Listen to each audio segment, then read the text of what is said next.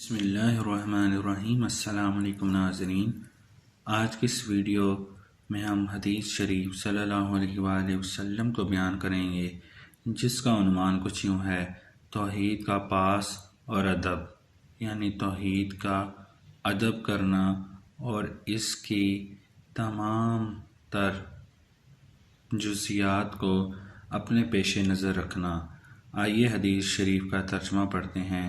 حضرت انس رضی اللہ تعالیٰ عنہ کا بیان ہے کہ رسول اللہ صلی اللہ علیہ وآلہ وسلم کا ارشاد پاک ہے: تم میں سے ہر ایک کو چاہیے کہ اپنی تمام حاجتوں کے لیے صرف اپنے رب سے ہی سوال کرے، یہاں تک کہ اگر اس کے جوتے کا تسمہ بھی ٹوٹ جائے تو وہ بھی اس سے مانگے۔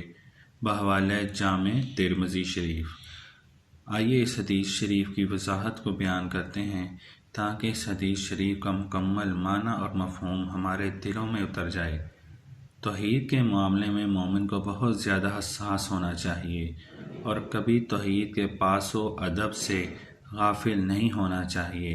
انسان کی ساری ضرورتوں کو خدا ہی پورا کرتا ہے، مشکلات و مصائب کو دور کرنا اسی کا کام ہے، بگڑی ہوئی وہی بناتا ہے۔ اسی کے سوا کوئی طاقت نہیں ہے جو بندے کو کوئی فائدہ پہنچا سکیں یا اس کی مشکل حل کر سکے۔ توحید پر ایمان رکھنے والے کی شان یہی ہے کہ وہ اپنی تمام تر حاجتوں کو صرف اپنے رب کے سامنے ہی رکھے اور کسی معمولی سے معمولی ضرورت کے لیے بھی وہ خدا کو چھوڑ کر کسی دوسرے کے سامنے ہاتھ نہ پھیلائے۔ سبحان اللہ۔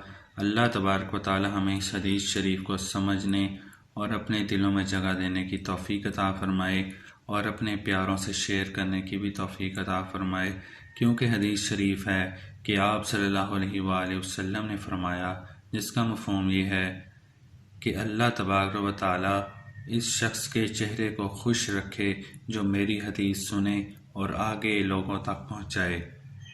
اللہ تبارک و تعالی ہمیں حدیث شریف کو سننے، سمجھنے اور آگے لوگوں کے ساتھ شیئر کرنے کی توفیق عطا فرمائے۔ آمین۔